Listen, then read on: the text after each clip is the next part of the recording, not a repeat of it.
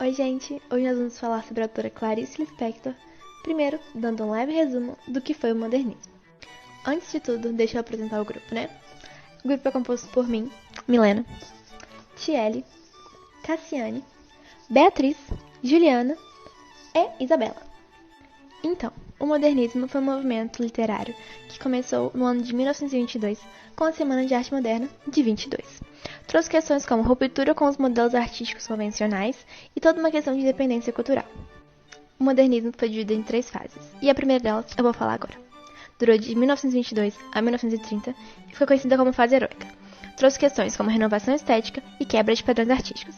Nessa geração, está com seus autores como Mário de Andrade, Oswald de Andrade, Emanuel Bandeira.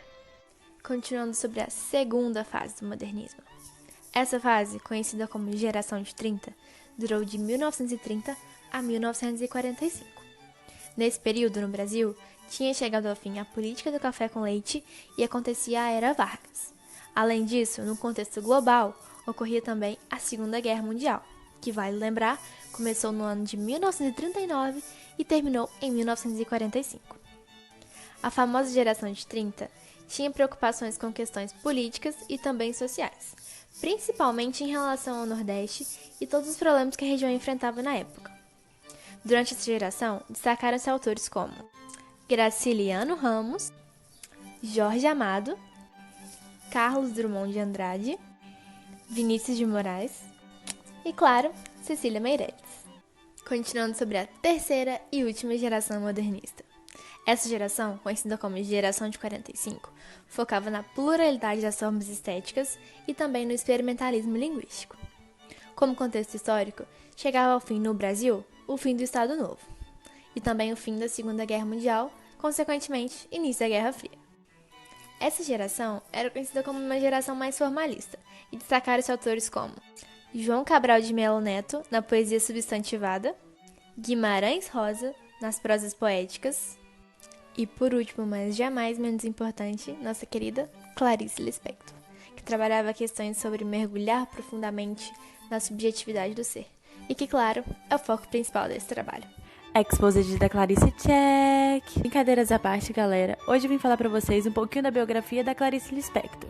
Nossa querida autora nasceu no dia 10 de dezembro de 1920, na cidade de Shechelnik, localizada na Ucrânia. Ela veio com seus pais em março de 1926 para o Brasil, fugindo do antissemitismo que estava sendo disseminado na Rússia durante a Guerra Civil Russa. Quando ela chegou por iniciativa de Pinkos, o pai dela, todos mudaram de nome, com exceção de Tânia, a irmã. O pai se tornou Pedro. A mãe, que se chamava Mania, se tornou Marieta. Leia se tornou Elisa. E Aya, que significa vida ou Clara, se tornou nossa querida Clarice Lispector. Ela passou sua infância com sua família morando em Maceió, em Recife, nesse casarão aqui, e em 1925 ela se mudou para o Rio de Janeiro. Há boatos de que sua mãe teria contraído sífilis depois de ter sido estuprada por um dos soldados russos. E para Benjamin Moser, o autor do livro Clarice, a autora se sentia predestinada a salvar sua mãe. Entretanto, o peso dessa falha ecoaria em toda sua vida e obras. Em 1940, seu pai morreu, e como consequência disso, Clarice se afastou da religião judaica.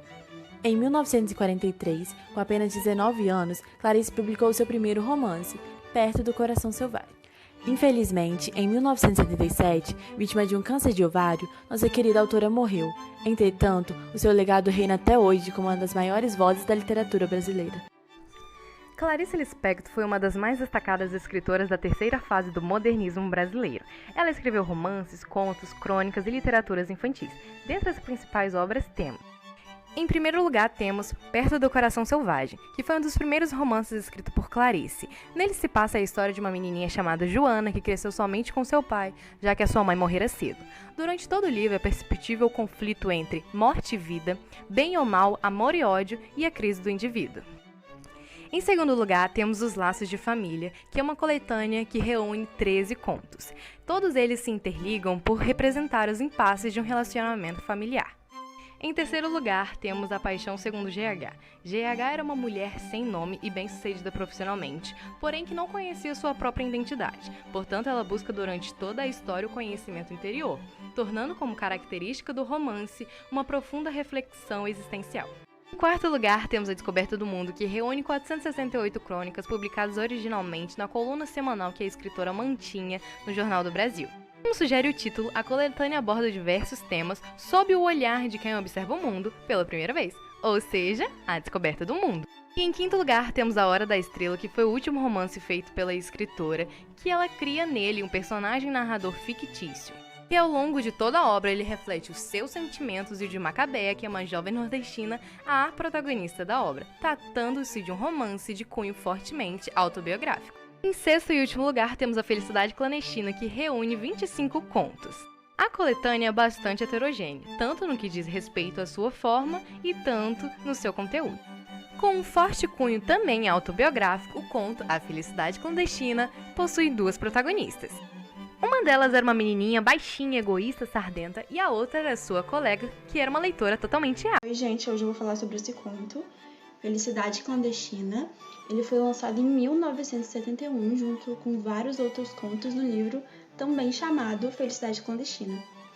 Ele possui um narrador em primeira pessoa, uma narradora em primeira pessoa, que narra sobre sua experiência para conquistar o livro Reinações de Narizinho, do autor Monteiro Lobato. Você ouviu Monteiro Lobato, você sabe que vai rolar uma polêmica aí, né? Aliás, saudade de um barraco, né, minha filha? Então, esse livro, Reinações de Narizinho, ele era de uma garota má que sempre inventava mil desculpas para não emprestá-lo. Até que um dia, depois de muitos dias, depois de muita insônia, depois de muita ansiedade, a mãe dessa menina percebe e entrega o livro para nossa narradora. Ela não consegue descrever a felicidade que está sentindo, mas tem uma frase que eu acho que descreve muito bem. Meu peito estava quente, meu coração pensativo. Muito Clarice. Felicidade Clandestina, percebe-se algumas características que são comuns às obras de Clarice, tais como o uso de metáforas, antíteses e protagonistas femininas. Fica explícito nos trechos. Ela era gorda, baixa, sardenta e de cabelos excessivamente crespos, meio ruivados. E também, no trecho, no caso, essa seria a descrição da garota má, agora da nossa narradora, como essa menina devia nos odiar, nós que éramos imperdoavelmente bonitinhas, esguias, altinhas, de cabelos livres. Da mãe, antítese fica em todo o conto, né, percebe-se, e no caso, uma metáfora que eu achei seria cabelos livres, cabelos soltos, etc. A análise psicológica dos personagens. Clarice não nomeia suas protagonistas, porque ela quer que eu me identifique, ela quer que você se identifique. Ela as caracteriza psicologicamente. Mas que talento tinha para a crueldade. Ela toda era pura vingança, chupando balas com barulho. E a nossa narradora, paciente, calma. Quem nunca teve uma arqui-inimiga de infância, hein? Ela quer que aconteça isso comigo e com você. Por isso ela faz essa análise psicológica. Reflexão sobre cenas do cotidiano. Essa história é uma história simples de uma menina que queria um livro emprestado de outra menina. São histórias que poderiam ter acontecido comigo, com você. Se passa em Recife. O tempo era cronológico. Nós podemos perceber ao longo do conto. No outro dia, após horas. Narração feita pelos próprios personagens. O narrador é de primeira pessoa e fica explícito no trecho. Eu não vivia, eu nadava devagar no mar suave. As ondas me levavam e me traziam. No dia seguinte, fui à sua casa, literalmente correndo. Por último, uma das características mais marcantes dos contos e romances de Clarice, a epifania, que seria um momento de grande revelação que leva a um processo de autoconhecimento e um momento de lucidez sobre as coisas e o sentido do mundo. Na opinião do nosso grupo, de acordo com a nossa análise, esse momento epifânico se dá ao final do conto, em que a nossa protagonista e narradora fala: não era mais uma menina com um livro, era uma mulher com seu amante. Então, todo esse processo, todo esse sofrimento para conquistar esse livro levou ao amadurecimento da nossa protagonista. Essa foi a nossa análise, espero que tenham gostado. Muito obrigada. Tchau. Olá, galera. Tô zoando, gente, nós vamos falar sério nesse trabalho. Então vamos lá. Como vocês já sabem, nós estamos abordando sobre o conto Felicidade Clandestina, de Clarice Lispector. E agora eu vou pontuar para vocês algumas características que são da terceira fase modernista e que estão presentes no texto de Clarice Lispector. Então, gente, a prosa de Clarice ela pode ser classificada como uma prosa intimista, porque ela aborda bastante a temática psicológica dos personagens, uma característica intimista, subjetiva do olhar de cada personagem, como a gente pode ver nesse trecho. Se vocês quiserem pausar para ler, ela vai abordar aqui sobre os sentimentos de uma certa personagem que aparece no texto. E isso é bem característico dela e desse momento da fase modernista. Então, gente, outra característica que nós podemos perceber nesse conto e que é da geração de 1945 é a linguagem acessível. Tanto que quando a gente lê o texto, a gente consegue entender todas as partes e eu acredito que essa característica seja do modernismo no geral, mas ela também está presente nessa fase. Bom, gente, outra característica que a gente pode observar no texto de Clarice é a temática humana e social.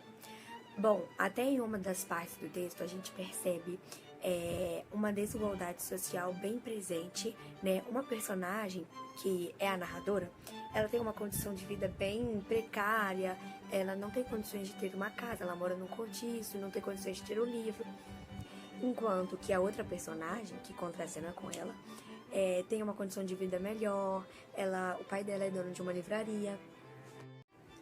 E, portanto, a gente pode perceber que essa temática social, ela está presente, mesmo que de forma implícita, nesse texto.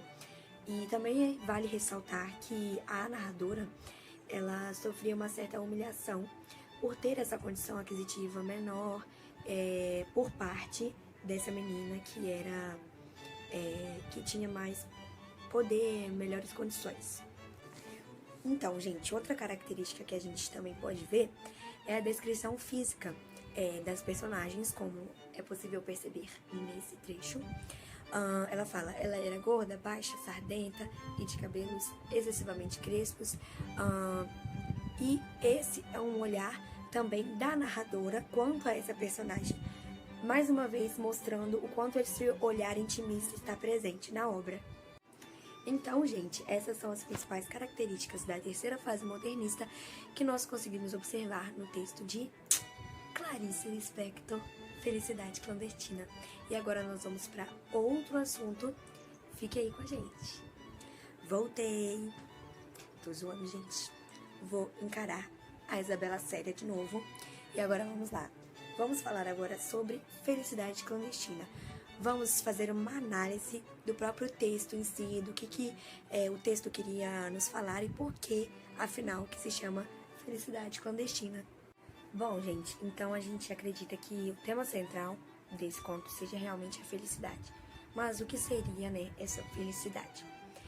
Uma vez eu ouvi uma frase que diz que felicidade é um estado de espírito, é um sentimento que a gente vive, que a gente sente quando a gente não quer fazer mais nada, mas sim paralisar, sabe? Num momento, num fato, num contexto. E isso nos traz uma paz, um estado de espírito de muito êxtase, muita felicidade, muita alegria. Isso seria a felicidade em si. E a gente acredita que nesse conto a felicidade para a narradora seja realmente a leitura, o universo literário, um livro que era o que ela mais amava, era o que ela mais queria e ela entrava nesse estado de felicidade tão grande. Então, por que essa felicidade dela era clandestina? Porque esse sentimento, ela tinha ele, mas de qualquer forma ou outra ela iria perdê-lo. Porque ela teria que devolver o livro e então esse sentimento seria meio que arrancado dela, esse momento de êxtase, de maior alegria, não era propriamente dela, mas sim emprestado, digamos assim, e tanto que por várias vezes ela finge que não tem o livro só para ter o prazer novamente de redescobri-lo e ter esse sentimento novamente de felicidade. Por isso que é uma felicidade clandestina, um sentimento clandestino. E de qualquer forma, ela tenta não se conscientizar quanto a esse sentimento para que ele não se acabe. Ei, gente! Eu vou relacionar rapidamente o nosso conto Felicidade Clandestina com a atualidade. A gente pode perceber que as duas personagens vivem em mundos muito diferentes. Uma com acesso aos livros de forma assim muito fácil, com seu pai dono de livraria, e a outra tendo que pedir os livros emprestados para amiga, né? Não querendo tornar nosso vídeo algo político ou qualquer coisa assim, não é a nossa intenção, mas o governo brasileiro tem uma proposta de aumentar as taxas e os impostos sobre os livros, fazendo com que os preços possam aumentar em até 12%. Isso só vai servir para que a diferença de acesso à cultura e à informação seja ainda maior entre as camadas da sociedade. Até que ponto esses impostos vão valer a pena? Então, chegando no final desses nossos vídeos, uma vez uma pessoa me disse que viver sem ler é perigoso, porque te obriga a acreditar no que te dizem. E realmente isso, né, gente? A leitura, ela te torna conhecedor, te torna capaz de ter suas próprias motivações, suas próprias ideias. E não só a leitura de livros didáticos, de literatura, mas leitura de tudo. A leitura é a base do conhecimento. É com ela que você vai se tornar alguém melhor. Olha a quantidade de benefícios que tem. Se você dá uma rápida pesquisa na internet, você já acha um monte de coisa que ela vai te proporcionar. Então é isso. Muito obrigada por assistir toda essa saga de vídeos que a gente fez. E a gente espera pro próximo. Beijo!